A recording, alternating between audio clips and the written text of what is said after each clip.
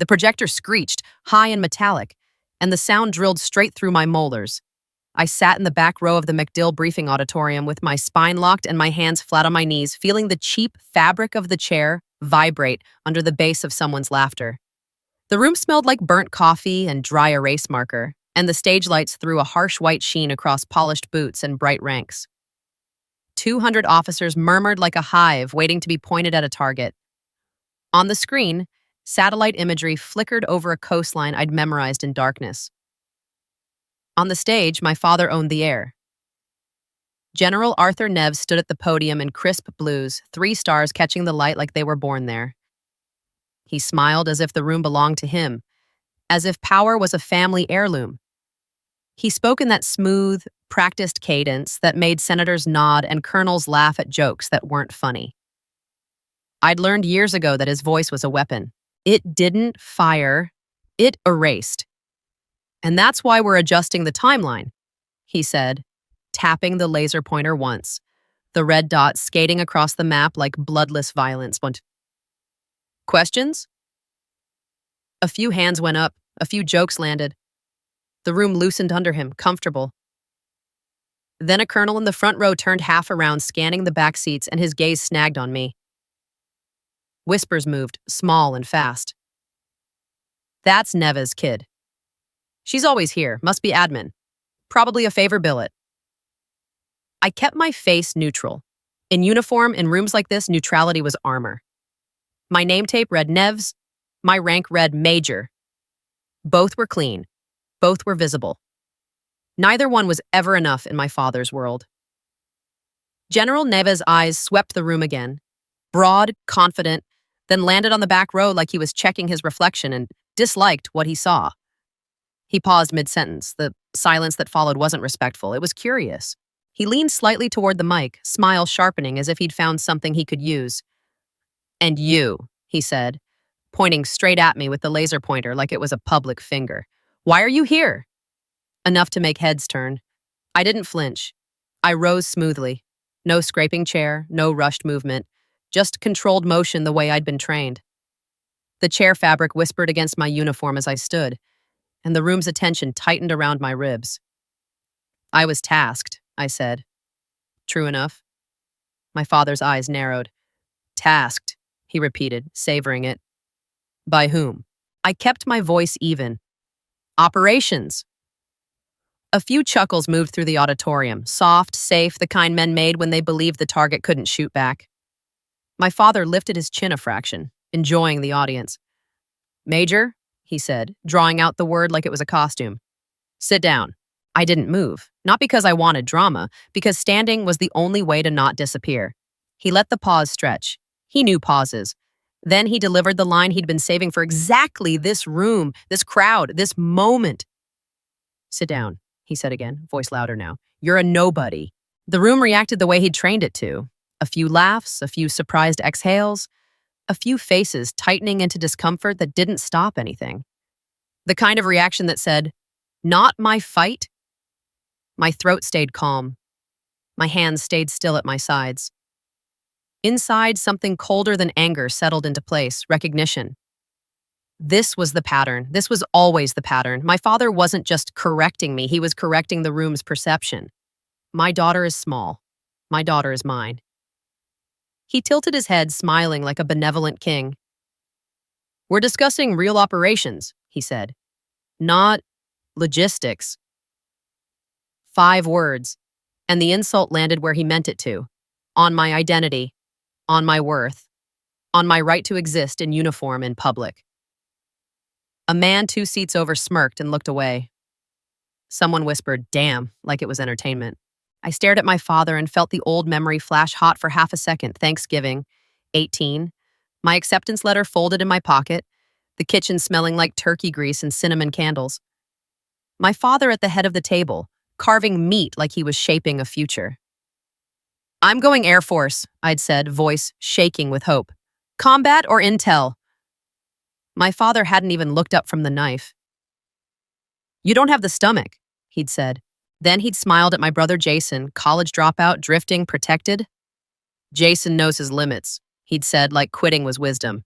That night, I had gone to my room and pulled my shoebox from under the bed, marksman ribbons and range certificates I'd hidden like contraband. I'd touched the paper edges and promised myself something I didn't have words for yet. If he needed me invisible, I would become invisible, but not weak. On the stage now, years later, my father's voice cut the memory clean. "Major Neves," he said, dripping patience. "Sit down." I breathed in slow. The air tasted like stale coffee and power. "No, sir," I said. The room tightened again. You could feel it. Shoulders stiffening, pens pausing, a cough swallowed. My father's smile froze mid-performance. His eyes flashed. "Excuse me?" I kept my voice low enough to stay dignified, high enough to be heard. I was tasked. My father's lips pressed thin. He took a step from the podium, as if proximity could reassert ownership. "I don't care who tasked you," he said. "This isn't your lane." I heard the contempt behind lane. Daughter. Property. Embarrassment. I swallowed once and felt the smooth edge of the only thing I carried that mattered in rooms like this. My badge, tucked inside my folder, face down. I didn't show it. I didn't wave it. Symbols were for men like him. I spoke in facts. "I'm here for a reason." My father laughed, a short, cruel sound. "Your reason is nepotism." More laughter, rougher now, relieved laughter. The crowd loved permission. Then my father leaned into the mic and made it personal enough to bruise. "You want attention," he said. "Go fetch coffee." A few officers actually laughed out loud at that because it was safe to laugh when the general provided cover. The sound hit my ears and flattened, distant, like I was underwater. I didn't move, not because I enjoyed the pain, because I'd learned something in the quiet world, something my father never understood. When you broke discipline in public, you gave your enemy the footage. So I stayed still. I stayed calm. I stayed unbreakable. My father's voice sharpened, losing charm. "Major Neves," he said, "sit down now." I saw it then. The symbolic motive behind every cut. It wasn't about a chair. It was about a father terrified that the room might respect me without his permission. A colonel near the aisle shifted uncomfortably, eyes darting. Someone in the back coughed again, too loud. My father lowered his voice, dangerous and intimate even over a microphone. "Don't make me call MPs." The word MPs pulled a faint ripple through the room. Real consequence, not a joke. My father watched me like he expected me to fold the way my mother always did. My mother wasn't here, only the flag was, hanging motionless near the stage. Its fabric bright under the lights, indifferent to family drama. I fixed my eyes on it for 1 second to steady my pulse. Then I looked back at my father. "I'm not causing a scene," I said. He sneered. "You already did." I kept my tone surgical. "You made it one." That landed. Not like a punch, like a pin sliding into a map. My father's nostrils flared. He turned toward the front row and lifted his hand in a dismissive wave, performing control. "Anyway," he said loudly, "back to the mission." He tried to move on, to erase the moment the way he erased me. The projector clicked. The slide changed. The room exhaled, grateful to return to comfortable hierarchy. I remained standing. And that's when the back doors slammed open. The sound cracked through the auditorium like a rifle shot. Hard, sudden, absolute. Cold air rushed in from the hallway, carrying the sharp smell of rain and jet fuel, and the entire room turned toward the noise in one synchronized motion. A man strode in wearing a navy uniform like it had been carved onto him, posture rigid, eyes hard, movements fast with urgency. A SEAL colonel, unmistakable even to people who'd never been near the teams. His boots hit the aisle with quick, heavy thuds that didn't ask permission. He didn't look at the stage first. He looked at the room like he was searching for a weapon. And when he spoke, his voice carried without needing the mic. "I need Ghost 13, he said. "Now." 6 words that made the air go sharp. My father froze at the podium. The room went so quiet I could hear the faint hum of the projector fan and someone's breath catching in the dark. The colonel's eyes swept the crowd, fast, precise, then locked on the back row. "On me."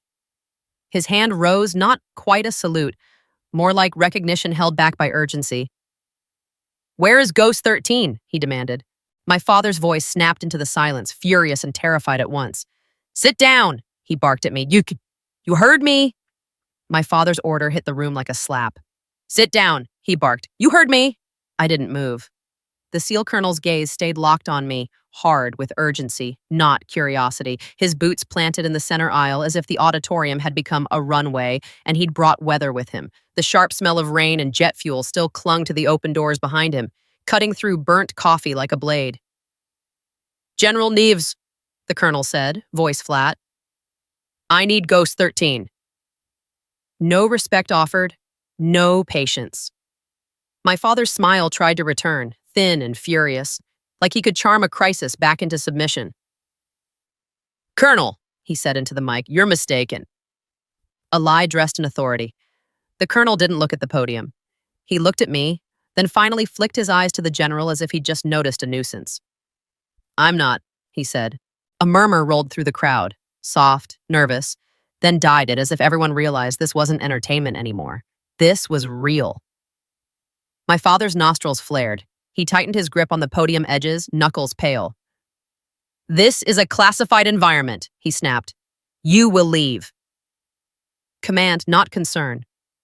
The colonel took one step forward, and the sound of his boot on the aisle carpet landed heavy. "This is a readiness briefing," he said, "and your people are on my clock." 12 words clipped like an order. He turned his head slightly, scanning the back rows again, then lifted his chin. "Major Neves," he called, "stand fast." 3 words that made the room inhale. I was already standing, but hearing my rank spoken without contempt, hearing it treated as real, made something tighten behind my eyes for a heartbeat. I swallowed it down.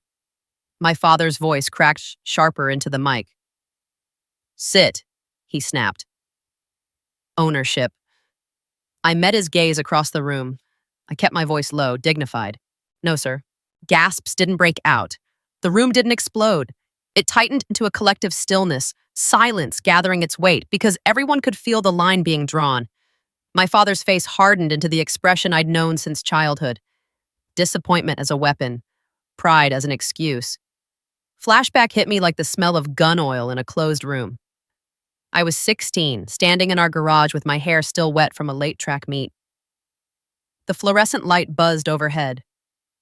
My father had his dress blues hung like a shrine on the back of a chair, metals gleaming as if they could talk. I'd told him I wanted to apply for ROTC. He didn't smile, he didn't yell, he simply looked at me like he was assessing damage. "Girls don't lead," he'd said. Final. My mother had stood in the doorway, hands folded, silent as always. My brother Jason had smirked from the stairs, safe under my father's favor like a blanket. I'd gone to my room that night and stared at the flag patch on my JROTC binder, the threads rough under my thumb. I decided then that if my father wouldn't give me permission, I'd build my own proof. Back in the auditorium, my father's voice pulled me out of the memory like a hook. "Major Neves is assigned to logistics support," he said loudly. "She is not—" He didn't finish, because the colonel lifted a hand and it wasn't a salute. It was a stop sign. "General," he said, "don't." The kind that made grown men swallow. The room's eyes flicked between them like a tennis match nobody wanted to watch but couldn't stop. My father's jaw worked. "This is my command," he hissed, the lie he lived by. The colonel's gaze didn't soften.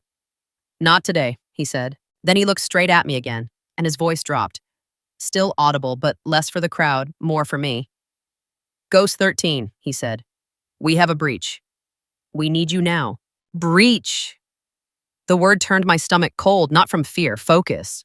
I knew what that word meant in my world. It meant someone had touched what wasn't theirs. It meant a route had been exposed, a timeline compromised, a mission now bleeding time. My father heard it too. His eyes flashed, quick panic. Then he tried to bury it under posture. "This is inappropriate," he snapped. "Remove him." Desperate, 2 security forces members at the sidewall shifted, uncertain, looking for cues. The colonel didn't wait for them.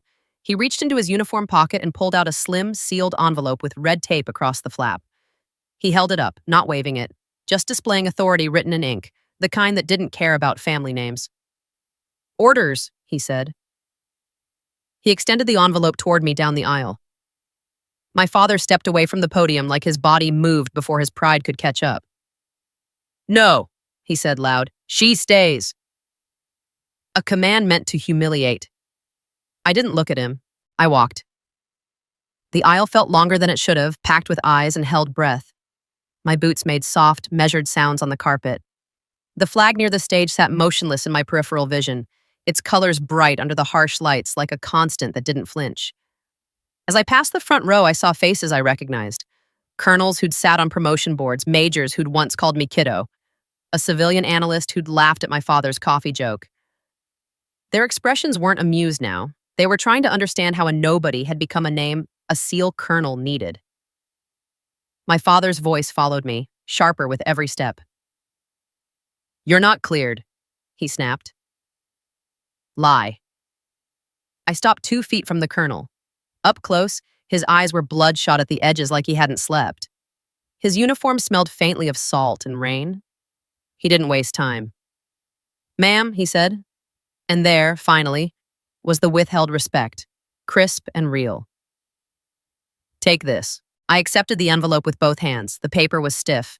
The red tape was tight. It felt heavier than paper had any right to feel. My father's voice boomed behind me. "You do not open that." The colonel didn't turn. "General," he said, "but this is above you." A collective flinch moved through the room, not noise, recoil. My father stepped down from the stage, eyes burning. "Above me?" he spat. I held the envelope against my chest and felt the edge of my badge inside my folder. Cold metal. Familiar weight. The old motif, the old proof. I didn't show it yet. I spoke quietly, controlled. "Sir, step back." My father stared at me like I'd just spoken a foreign language. "You don't order me," he hissed. Small and ugly. The colonel's head turned slightly, just enough to mark my father without giving him the satisfaction of full attention. "She does," he said. Mini-turn. A phone vibrated somewhere, sharp, insistent, then another. The colonel's own radio crackled at his shoulder, and a voice cut through the static. "Colonel, we're compromised. 10 minutes. A clock starting. The colonel's jaw tightened. He looked at me. "Now," he said. My heart stayed steady because panic was a choice I didn't have time for. I broke the red tape and opened the envelope. Inside was a single page, no letterhead, no fluff, just a call sign, an incident summary, and an authorization line stamped with a seal that didn't belong to my father. Ghost 13, primary. Data exposure, timeline, plus air corridor. Source, internal briefing material. Action, immediate mitigation, internal briefing material. My gaze flicked up, instinctive, sharp, to my father. He froze. Not in anger, in fear. Because he understood what that line implied. The breach hadn't come from an enemy satellite. It had come from here. From rooms like this. From slides and laughter and laser pointers. From him. My father's voice dropped, suddenly softer, suddenly dangerous. "Close that," he said. The colonel's voice stayed flat. "She's read in," he said. My father's eyes flashed. "She's my daughter." Ownership again, desperate now. I kept my voice calm, reality anchored. "I'm an officer," I said. The room held its breath. I saw it in faces. The slow recalibration. The shift from family drama to operational risk. People didn't care about my father's feelings when the word compromised entered a room. My father tried one last cut, short and vicious. "You're a nobody." The same spell. I met his eyes and answered softly, with the kind of calm that didn't need volume. "Then why do they need me?" I said. The silence that followed wasn't awkward anymore, it was condemning. The colonel leaned in, voice low. "Ma'am, the mitigation cell is staged outside," he said. "We move now." I nodded once. "Copy," I said. I turned toward the aisle, envelope in hand, and started walking toward the door, toward the mission, toward the truth my father had spent years trying to bury under laughter. Behind me, my father's voice cracked into the auditorium, sharper than before because he could feel control slipping. "Stop her," he shouted. No one moved. Not yet. But I heard chairs shift. I heard a hush deepen. I felt the room's loyalty wobble like a compass near metal. And as I reached the back doors, cold air rushing in again, I heard the colonel speak one last sentence into the silence, quiet, lethal, meant for every witness in uniform. General, he said, your briefing just became evidence. The hallway outside the auditorium felt colder, like the building had teeth. Rain-damp air clung to my uniform as I stepped through the back doors with the envelope pressed to my chest. The smell of jet fuel grew sharper with every stride, mixing with floor wax and the faint, electrical tang that always hovered near secure spaces. Behind me, the briefing room stayed unnaturally quiet. No footsteps chasing, no shouted, "Major, stop!" Just a swallowed allegiance. The SEAL colonel fell into step beside me, moving fast without looking rushed. His boots hit the tile with a hard rhythm that made my pulse match it. "Mitigation cell," he said. 2 minutes. "A clock?" I nodded once. "Copy." A staff sergeant in comms met us at the junction, already walking backward while he spoke, headset tight. "Skiff is hot," he said. "Phones off, badges out." I slid my badge from my folder and let it hang where it belonged. Cold metal against my sternum. Real, unarguable. The badge wasn't for show, never had been, but the weight steadied me anyway. We passed a window that reflected my face back at me. Calm, controlled, eyes too clear for someone who'd just been called a nobody in front of 200 officers. The colonel glanced at me once. "You good?" "I'm focused," I said. He didn't waste more air. He pushed through the skiff door, and the world changed the way it always did. Sound dampened, lights flattened, air dried out. The room smelled like warmed plastic and stale coffee, and the low hum of servers filled the space like a held note. Maps covered the walls, timelines in sharp black. A red route line traced the coastline from the projector slide I'd just watched my father wield like a toy. A Navy captain at the central table looked up, eyes quick. "Ghost 13, he said. I didn't correct him. I didn't take pride from it. I took responsibility. "Yes," I said. He shoved a tablet toward me. "Corridor compromised," he said. "We need a new air lane." I leaned in, fingers already moving, and the glass was cool under my touch. The coastline was familiar. Angles I'd memorized, choke points I'd argued over, risk bands I'd built to keep bodies alive. The colonel hovered at my shoulder. "We have 10. I breathed in slow. "Give me constraints." The captain answered in clipped bursts. "Fuel, weather, SAM arcs, civilian traffic." I nodded, translating it into math and geometry in consequence. My finger traced a new line inland, hugging terrain the way water did, avoiding the red zones. I adjusted for wind. I adjusted for time. A Marine gunnery sergeant watched my hands like he was watching a bomb tech. "That'll thread it," he muttered. "Push it," I said. The captain barked to comms. "Send revised corridor."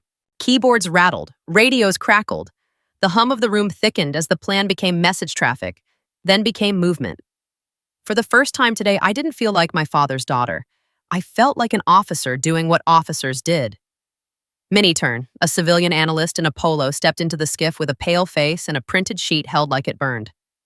"Sir," he said to the Navy captain, "we found the source format." The captain held out his hand. "Speak." The analyst swallowed. "The compromised lane matches a briefing slide." My stomach went cold, not shock, focus tightening. "Which slide?" He hesitated and looked at my name tape, then at my badge, then at the colonel like he was asking permission to say something ugly. "From this morning," he said finally. "Same map, same annotations." The colonel's jaw tightened. "So it wasn't recon?" "No," the analyst replied. "It was distributed." Distributed meant hands. Hands meant choices. The Navy captain's voice stayed flat. "Who had it?" The analyst's eyes flicked toward me again, uncomfortable. "Everyone in that auditorium?" I felt the flag from the stage in my mind, motionless, bright, watching a room full of people treat classification like theater. "Pull the distro," I said. The captain nodded. "Cyber's already on it." I didn't relax. I didn't celebrate. I made the next move. "Lock my work product," I said. "Mirror the logs." The colonel looked at me, sharp approval. "Do it!" A comms tech slid a headset toward me. The foam smelled faintly of disinfectant. "Ma'am, you're patched to air." I took it. "Air Ghost 13. A pilot's voice came back, tight and fast, wind noise underneath. "Ghost, say lane." I spoke in coordinates, short and clean, and felt the power of clarity travel through static into flight. When I finished, the pilot answered, "Copy, executing." I set the headset down and let my hands rest on the table edge for one controlled breath. Then my badge buzzed. Tiny vibration from a secure pager function.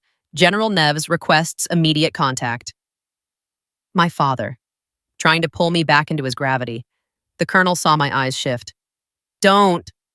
"I won't," I said. The Navy captain leaned closer. He's calling you? Yes, I said.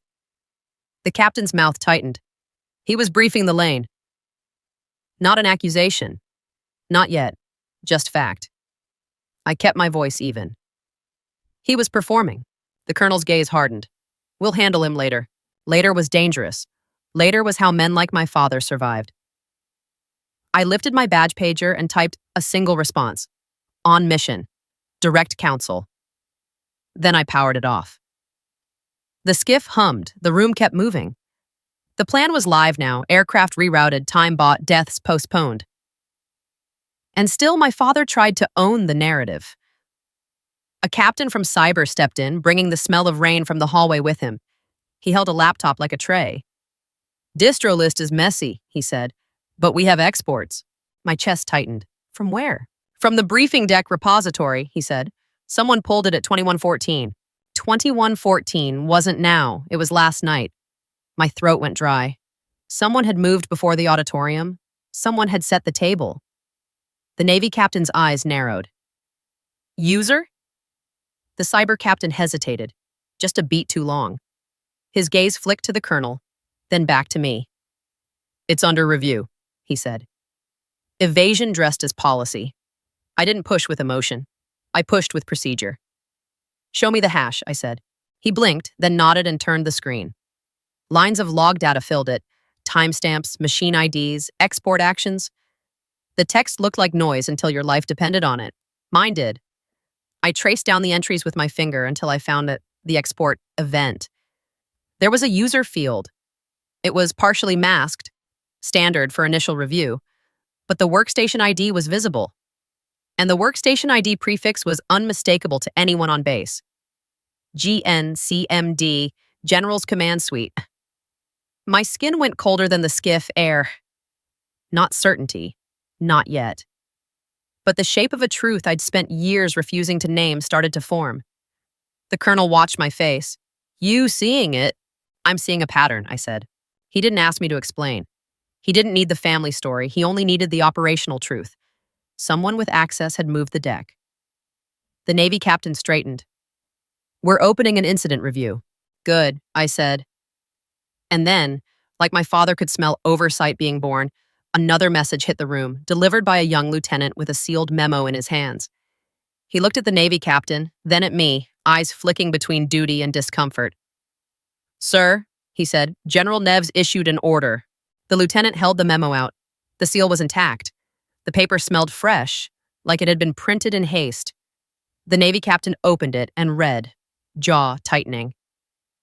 What? The colonel demanded. The Navy captain's voice went flat. He's suspending Ghost 13's access. My father wasn't stopping the leak. He was trying to stop me. The room turned toward me, faces tight, questions unspoken. The servers hummed louder in my ears. My badge felt heavier, colder. I didn't argue. I didn't plead.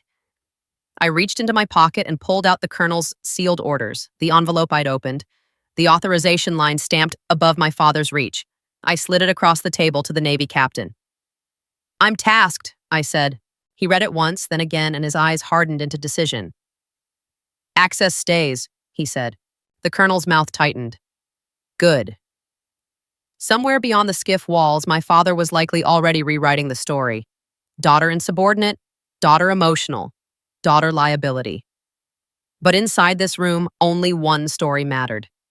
Compromised corridor, internal distribution, export from command space, an order to silence the one person who could follow the trail.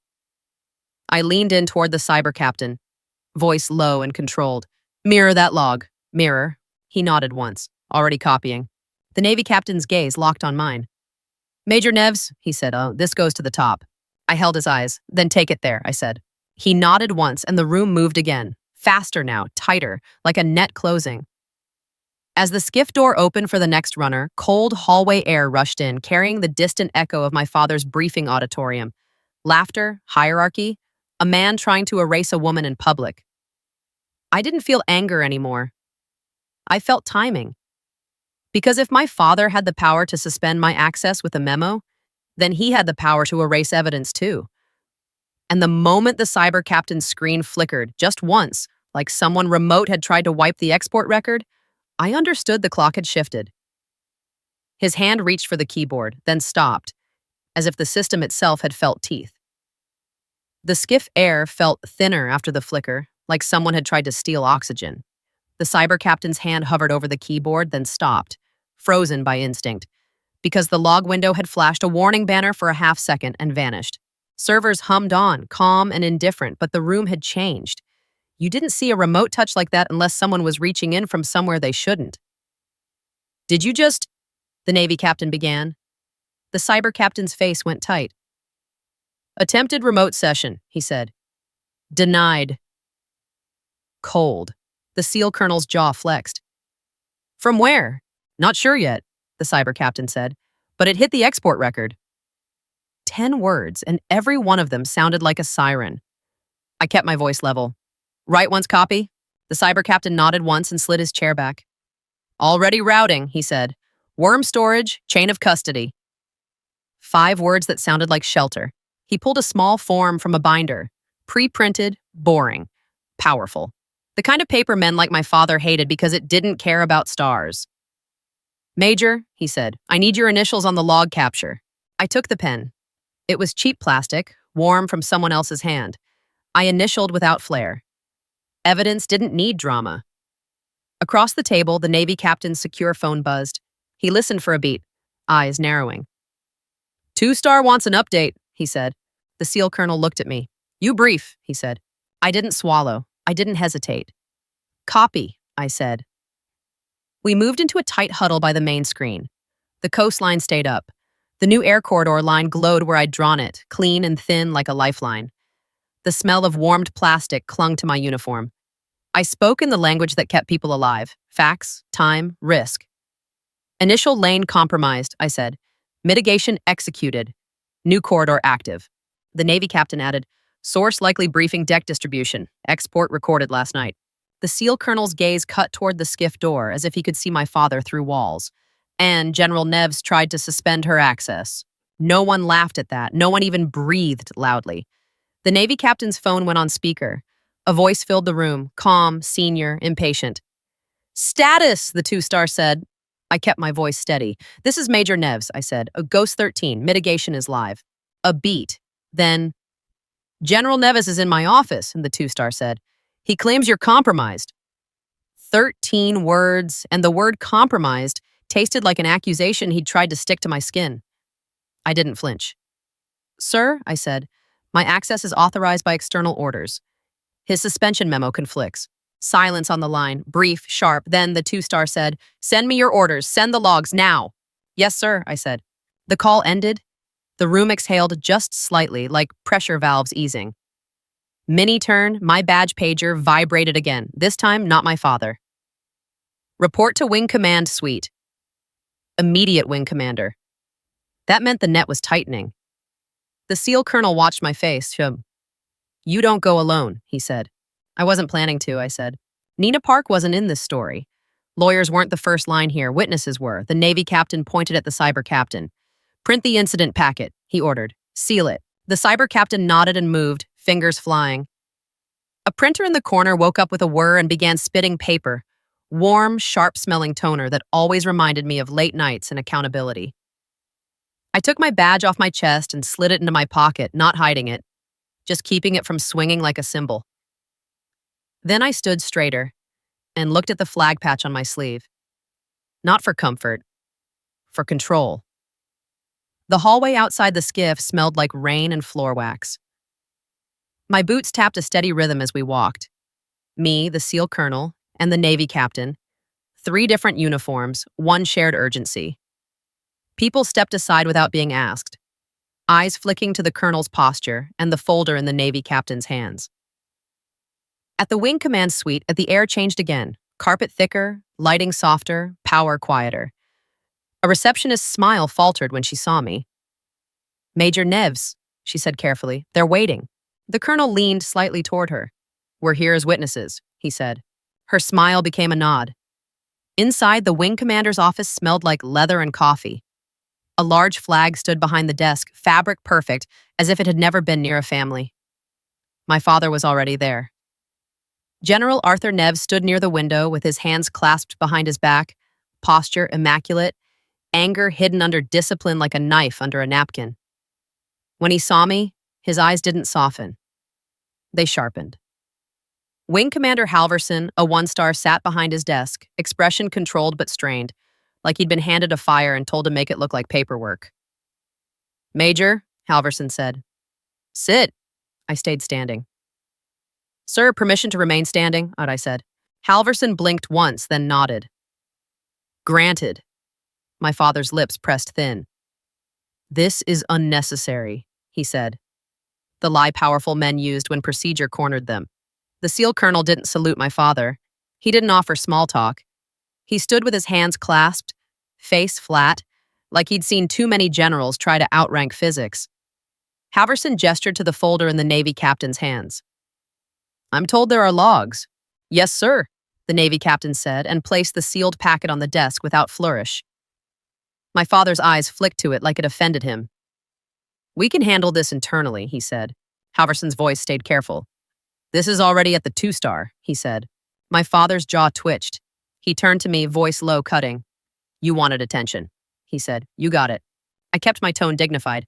"I wanted mitigation," I said. He stepped closer, just enough to make it personal. "You're making me look bad," he hissed. I met his eyes. "You made us vulnerable," I said. Reality, not insult. The office went still. Halverson cleared his throat. "General Naves," he said, "did you authorize any distribution of the briefing deck outside secure channels?" My father smiled, the public smile, the one that made committees comfortable. "Of course not," he said. I didn't argue. I didn't accuse. Accusations were for people who didn't have packets. The SEAL colonel's voice was flat.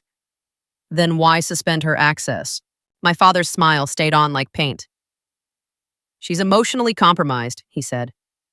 He aimed for my identity again. The old attack. A woman is emotional, therefore unreliable. Halverson's gaze shifted to me, measuring. I didn't defend my feelings. I defended my record. "Sir," I said, "I executed mitigation inside a skiff under oversight. The logs exist." My father's eyes flashed, and for a moment the mask slipped just enough for me to see the panic underneath. "Major," he said, sharp, "you will stand down." I kept my voice low. "No, sir." Halverson leaned forward slightly. "General," he said, "you don't command her tasking on this incident." My father's nostrils flared. "She's my daughter." Ownership desperate. The SEAL colonel's reply was quiet and lethal. "She's an asset," he said. My father turned on him. "Watch your tone." The colonel didn't blink. "Watch your leak." A silence hit the room so clean it felt like a blade sliding into a sheath. Halverson reached for the sealed packet, then paused. "General," he said carefully, "but the 2-star requested this be reviewed by IG." My father's face tightened. "IG?" he repeated, fear wearing disbelief. Halverson nodded once. "Yes." My father's eyes snapped back to me, and for a split second his gaze was pure calculation. How to make me carry it. How to make me disappear. He leaned in, voice so low only I could hear. "You will take the blame," he hissed. A private order.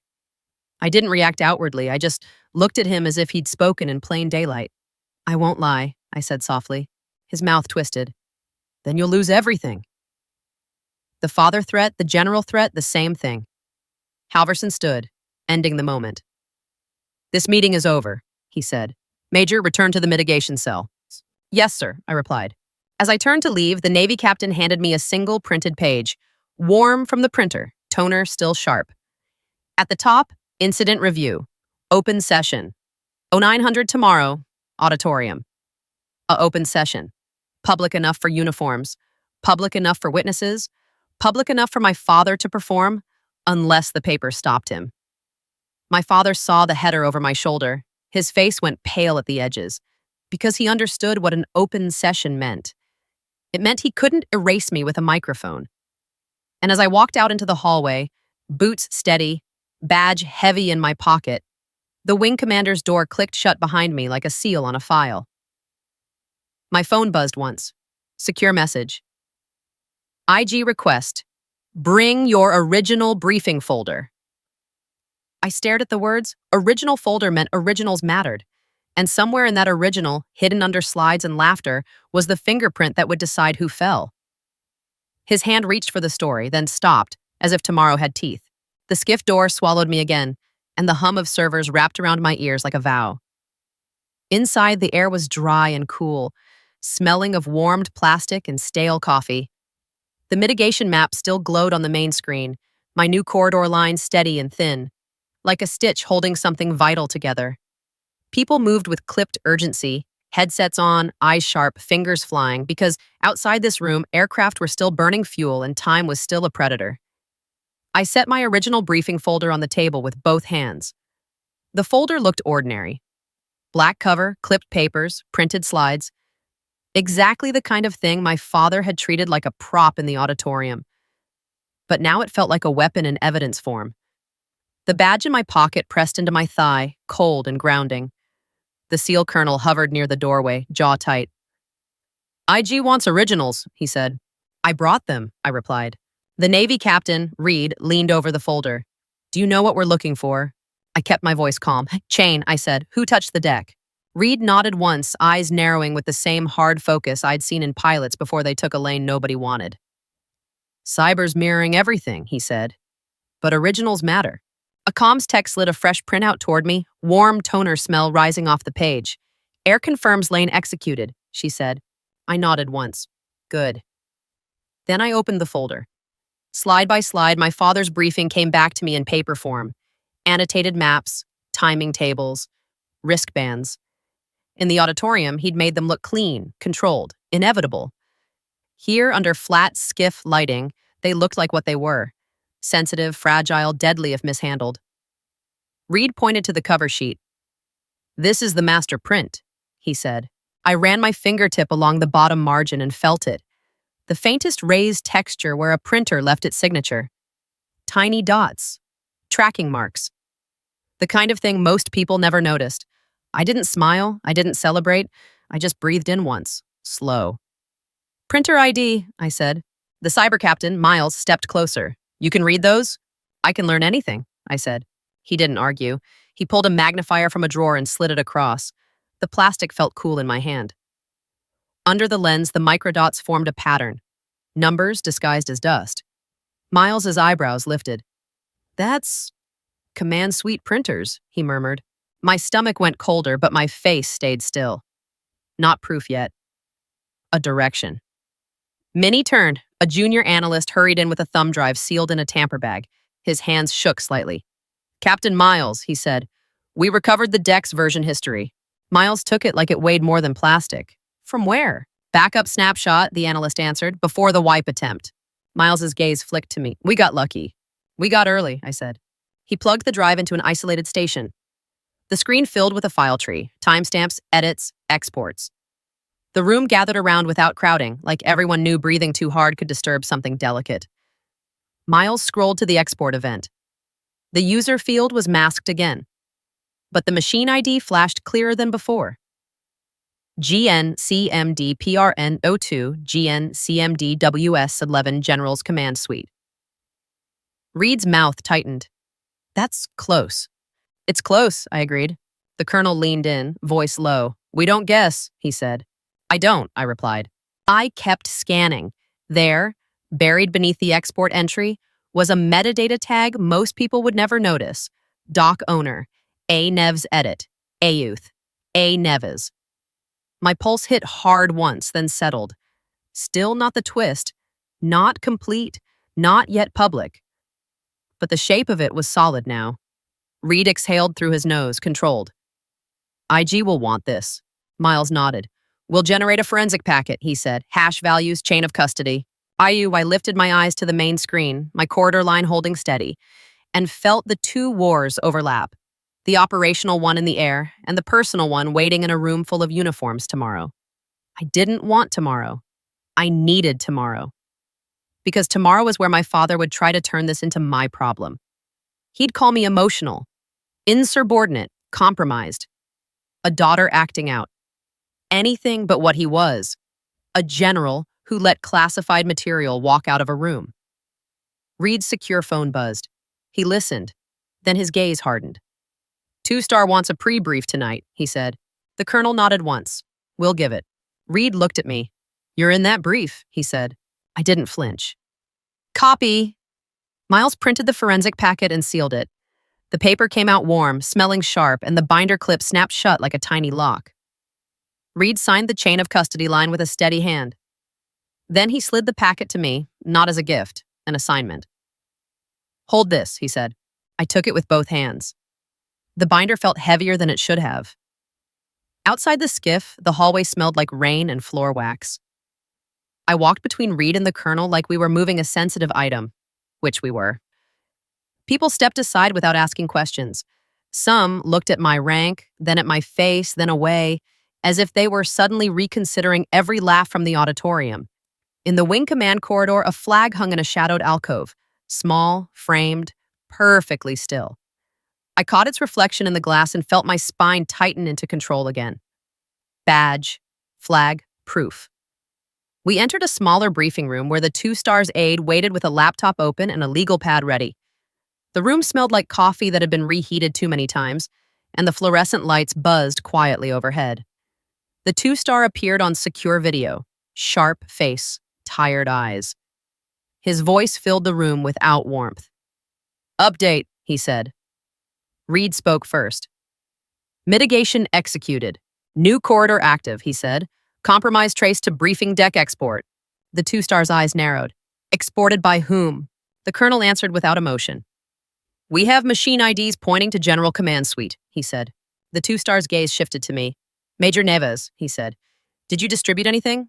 No, sir, I replied. He watched my face for a beat. Did your father? The room went still. I didn't look down. I didn't look away. We have metadata, I said. IG will confirm. The 2-star exhaled slowly. Your father is asserting you're compromised, he said. I kept my voice surgical. He tried to suspend my access mid-mitigation. The 2-star's jaw tightened. That was noted. Reed slid the sealed packet forward on the table toward the camera.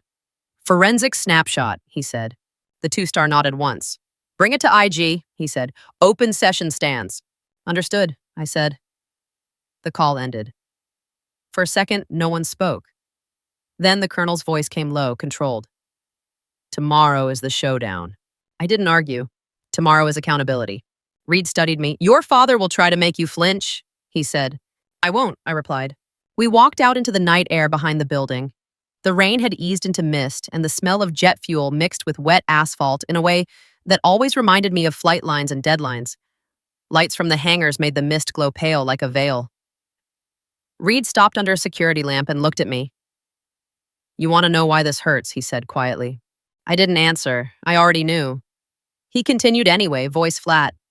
Because he used your name tape as cover. I felt the truth land in my chest, hard and clean.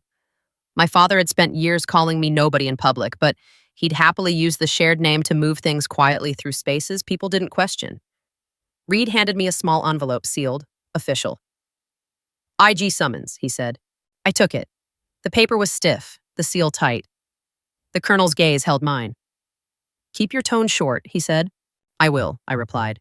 And Major, he added, don't let him make it family.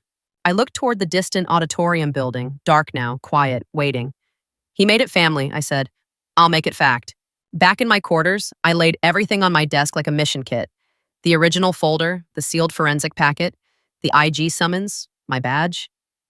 The room smelled faintly of detergent and old paper. The silence felt heavy. I sat on the edge of the bed and stared at my badge for a long moment.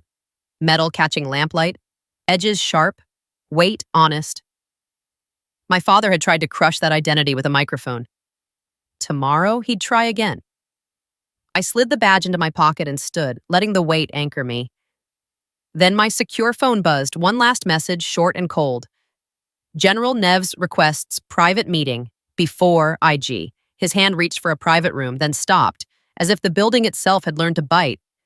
The secure phone's buzz felt louder than it should have in my quiet quarters, a small insect sound that carried threat. General Neves requests private meeting before IG.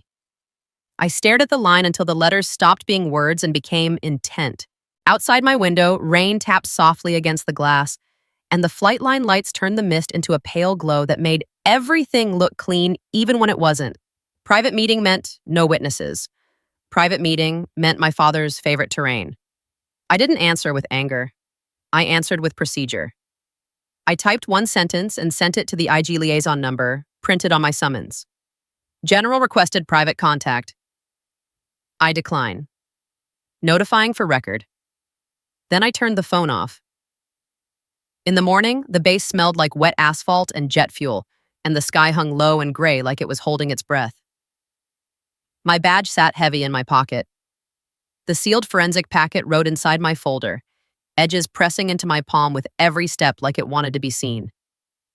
Outside the IG office, the hallway was too bright, fluorescent glare on white walls, and too quiet, the kind of quiet that came before a door opened to consequence. A few officers waited in stiff clusters, voices low, faces careful. Then I heard it.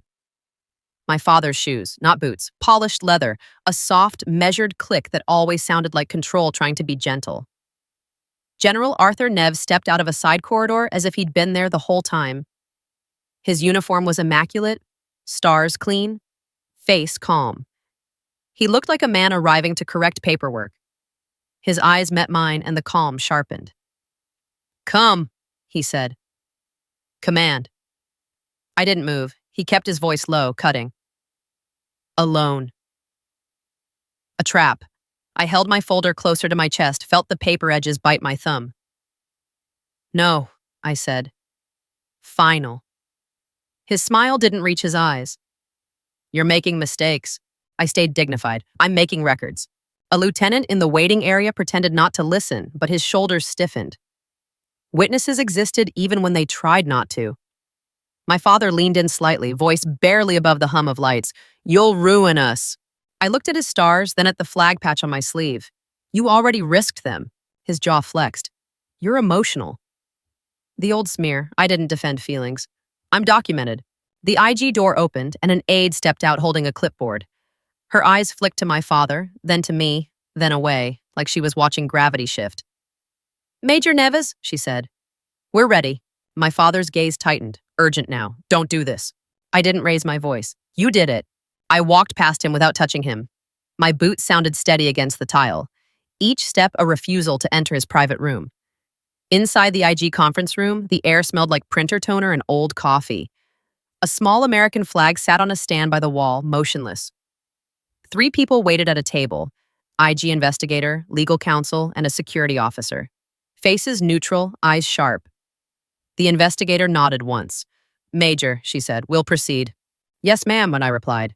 She gestured to the chair. I sat, folder on my lap, hands still.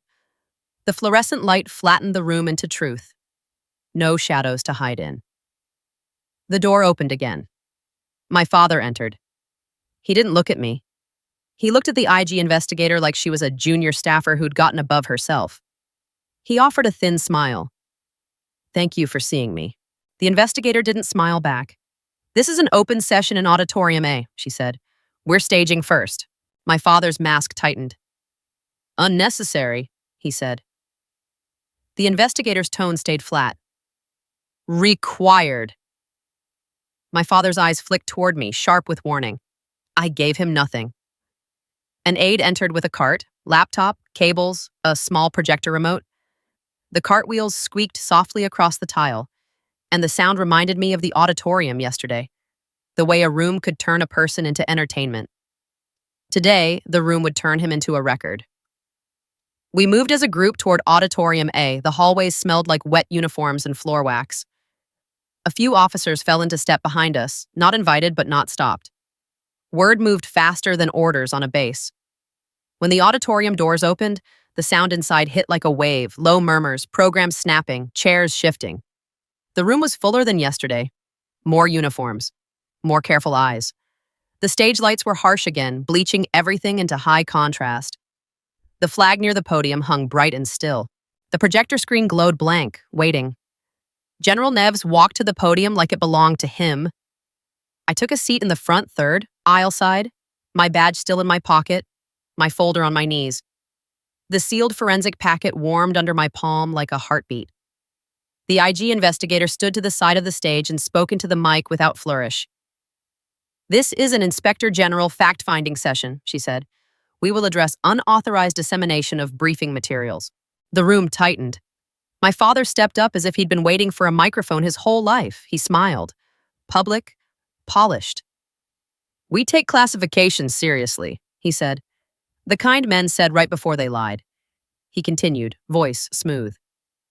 "A junior officer acted outside protocol. He didn't say my name yet. He wanted suspense. He let his gaze drift toward me as if I were an object in a gallery. Major Nev's compromised procedure," he said. A blade. A few heads turned toward me. I stayed still. My father leaned into his performance. "She seeks attention," he said. She was not tasked. Short, cutting. The room murmured, soft, uneasy. Yesterday's laughter was gone. Today's audience smelled risk. The IG investigator raised a hand. "General," she said, "we're here for evidence." My father's smile tightened. "Of course," he said. He gestured toward the screen. "The breach was external," he said. "Enemy collection." The SEAL colonel stood near the side aisle, arms folded, face flat. Navy Captain Reed sat 2 rows behind me, posture rigid. They didn't move. They didn't need to. The IG investigator nodded once to the aide at the AV cart. "Pull up the forensic packet," she said. My father's head turned sharply. "What packet?" The IG investigator didn't answer him. She looked at me. "Major," she said, "do you confirm chain of custody?" "Yes," I said. The aide clicked a mouse. The projector fan whirred louder for a moment, an anxious mechanical sound. Then the screen filled with text. An audit log. Timestamps, machine IDs, export events. The room went quiet enough that someone's breath sounded loud. The IG investigator spoke calmly. "Briefing deck export occurred at 2114, she said. "From Command Suite Workstation, GN CMD WS11. My father's smile froze. His eyes flicked to the screen, then to the audience, then back, searching for an escape route that wasn't there. He recovered fast. "Machines are shared," he said. "Evasion." The IG investigator's tone stayed flat. "Document owner field indicates A. Neves," she said. A ripple moved through the room, tiny, involuntary, the kind of movement you saw when a crowd realized a story had been backward. My father's voice sharpened. "Forgery," he snapped. Too loud. The IG investigator didn't flinch. "We also have print microdot tracing," she said. "Command Suite, printer ID." My father's jaw worked. He tried one more cut, shorter, uglier. She did it. The SEAL colonel's voice carried from the aisle without a mic, controlled and hard. She mitigated it. The room held that like weight. The IG investigator turned slightly toward the colonel. "Colonel, confirm your request for Ghost 13. "Yes," he said. She turned back to the room. "Ghost 13 is Major Neves," she said, "tasked for mitigation." My father stood at the podium like the wood had turned to sand beneath him. He leaned toward the mic, voice low and venomous. "You're a nobody." Desperate magic. I stood slowly, folder still in my hands, boots planted. The chair fabric whispered as I rose. I kept my voice calm, surgical, no heat for him to feed on. "I was the fix," I said. "You were the leak." The line landed clean. The room didn't gasp, it went dead still. Then, from the front row, an officer rose. Another followed. Not chaotic, not dramatic. Salute snapped up in crisp, synchronized hands. Quiet respect for the uniform that had done the work, and quiet condemnation for the stars that had endangered it. The sound wasn't applause. It was discipline choosing a side. My father turned his head as if he couldn't believe the room had stopped belonging to him. His mouth opened. No words came. The IG investigator's voice cut through the salute like a stamp. "General Neves," she said, "you are directed to refrain from further statements. You are under review." My father's face tightened into something raw, fear finally visible under polish. He stepped back from the podium. One step, then another. Not retreating like a man losing a debate. Retreating like a man realizing the building had become a witness. I stayed standing until the salutes lowered. Then I sat again, controlled, folder on my knees, badge heavy in my pocket like a quiet truth. The IG investigator looked at me. "Major," she said, "you'll provide your originals." "Yes, ma'am," I replied. My father's eyes found mine one last time. Pure hatred, pure calculation. His hand twitched at his side and as if he wanted to reach into my pocket and pull my badge out like proof he could still touch me. He didn't. He couldn't. because the room had already chosen order over ownership. As the IG investigator called a recess, the projector screen went blank again, the fan whirring down like a breath ending. Chairs scraped softly. Low voices returned, cautious, stunned. I didn't stand to bask. I stood to move. And when I stepped into the aisle, I felt my father's presence close behind me, too close. His hand reached toward my folder, then stopped, as if the truth could bite. The hallway outside the auditorium smelled like damp wool and floor wax, and the air felt strangely light, like the building had exhaled after holding a lie for too long. People flowed out in careful clusters, voices low, faces tight, with the kind of restraint that only came when careers had just watched a star crack. The recess hadn't softened the moment. It had only given everyone time to realize what they'd witnessed. My father stayed behind the stage door for a beat too long. I felt him at my back, his presence like pressure, close enough that the hair at my nape lifted. His hand hovered near my folder again, not touching, just threatening to. I didn't turn quickly. I didn't give him the satisfaction of a flinch. "Give me that," he hissed. Private, desperate. I kept walking, boots steady, folder hugged against my ribs. "No," I said. His breath hitched, and his voice sharpened into the tone he used when he wanted to make me small in front of invisible witnesses. "You're destroying this family." I stopped at the corner where the hallway widened, still public enough to be safe. I turned my head just enough to meet his eyes. "You did," I said. His jaw worked. "You're ungrateful." I didn't argue. "You leaked a corridor," I said. Fact, not feeling. His pupils tightened, and for a split second I saw the man behind the uniform. Raw fear, not for lives, for reputation. He leaned closer, voice low and venomous. "Say it was you," he hissed. "Say you panicked." "A private order." I held his gaze, calm and cold. "I won't lie." His face twisted. "Then you're dead to me." Short, cutting. The words should have hurt more. But the room had already taught me something my childhood never did. Love that demands lies isn't love. It's control with a softer label. I didn't raise my voice, then step back, I said. He didn't. Instead, he did what men like him always did when they couldn't win the room. He hunted a smaller room. He reached for my elbow. Not hard, just possession. The SEAL colonel appeared at my side like a door closing, posture rigid, eyes hard. He didn't touch my father. He didn't need to. "Hands off," he said. My father froze mid-reach, as if he'd just remembered he wasn't alone anymore. Behind us, the IG investigator's aide stepped into the hallway with a clipboard, expression neutral. 2 security personnel followed. Not MPs in a dramatic way, just base security doing their job with quiet gravity. "General Neves," the aide said, "please remain available." My father's smile tried to return, thin, poisonous. "This is outrageous." The aide didn't react. "This is procedure." My father's eyes flicked to me again, and the hatred sharpened because his usual lever, fear, wasn't working. He lowered his voice to a hiss only I could hear. "You'll regret this," he said.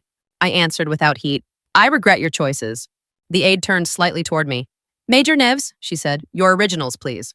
I nodded once and held the folder out with both hands. The paper edges were warm from my grip, toner scent faint but present. The aide took it carefully, as if truth had weight, and tagged it with a barcode label that stuck with a soft tear sound. Chain of custody made a sound.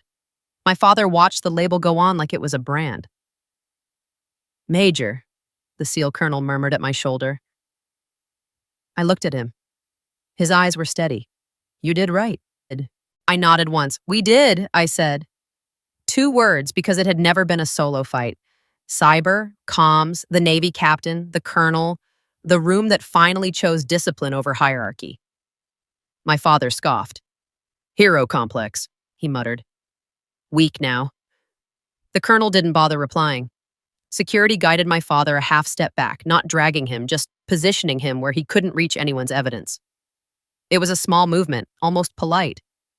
It was also the first time in my life someone had placed a boundary between my father and my body. I inhaled once, slow, tasting stale coffee and wet wool, and felt my chest loosen by a fraction. Mini turn. A woman's voice cut through the low murmurs behind us, soft, shaken. Mara! My mother. I hadn't seen her enter. Of course I hadn't. She moved the way she'd always moved, quiet, trying not to disturb my father's mood. She stood near the auditorium exit, coat clutched tight, eyes wet and wide.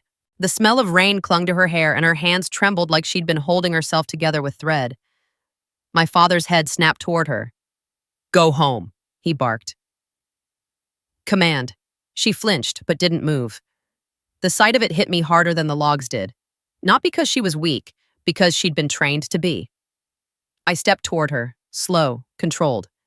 The colonel stayed close, not hovering, just present. Mom, I said. Her throat worked. I didn't know, she whispered. Truth, small. My father's voice cut in. Don't start. My mother's eyes flicked to him, then back to me. Her lips parted as if she wanted to apologize for 20 years in one breath. I didn't let her drown in that. You're here now, I said. Gentle, firm. Her hands tightened around her coat. He said, You were difficult, she whispered. The old story. I kept my voice calm. He needed you to believe that, I said. My father took a step forward, anger rising. Enough! Security shifted slightly and he stopped. The smallest thing, 2 feet of distance, kept him from swallowing the air again. My mother's eyes filled fully. I'm sorry, she said. I nodded once. I know, I said. Not punishment, not absolution, just truth. The aide with the clipboard cleared her throat. Major Neves, she said, you're released pending further inquiry. Released. Like I'd been held in my father's orbit so long the word sounded unfamiliar. The colonel gave me a small nod. Come, he said. I looked at my mother one last time. Go breathe, I told her. Told that. She nodded, shaky. My father's stare drilled into my back as I walked away, but it felt different now, smaller, contained by procedure and witnesses in a room that had stopped laughing. Outside, the air hit my face cold and wet, smelling of jet fuel and rain-soaked asphalt. The sky was a low gray lid, and the base lights made the mist glow pale. My boots splashed lightly through a shallow puddle, the sound soft and real. Navy Captain Reed waited near a security lamp, hands in his pockets, posture rigid as always. He didn't smile. He didn't need to. IG took the packet, he said. I nodded. Good. Reed's gaze held mine. 2-star wants you in mitigation, he said. Permanent tasking. My pulse hit once. Permanent meant trust. Permanent meant my father couldn't erase me with a memo anymore. I'll report, I said. Reed's eyes flicked toward the building where my father still stood contained inside consequence. He'll fight, he said. I won't, I replied. Reed nodded once, satisfied, then turned and walked away like the matter was settled. The colonel stood beside me for a beat longer, rain misting his sleeves. You okay? He asked. I looked at the flagpole near the parking lot, the flag damp but steady, fabric snapping once in the wind like a small reminder. My badge pressed against my thigh inside my pocket, cold metal, honest weight. I'm clear, I said. He exhaled once. Good. As he walked off, his boots made that hard, steady sound again. Mission sound, not theater. I sat in my car for a moment before starting it, listening to the rain tap the windshield in a slow rhythm. My hands rested on the steering wheel, and the leather felt cool under my palms. My phone buzzed once. A message from an unknown number. I am proud of you. Mom. No excuses. No but. No fear of him in the sentence. My throat tightened, and I let it, just for a second, because dignity wasn't numbness. It was control. I typed back, stay safe. Then I started the engine. The hum filled the car steady, and as I drove toward the skiff lights in the distance, I felt the strangest thing settle in my chest. Not vengeance, not victory. Alignment. My father had spent years trying to make me disappear in public. Today, I hadn't shouted. I hadn't begged. I'd simply refused to lie. Truth outranks blood.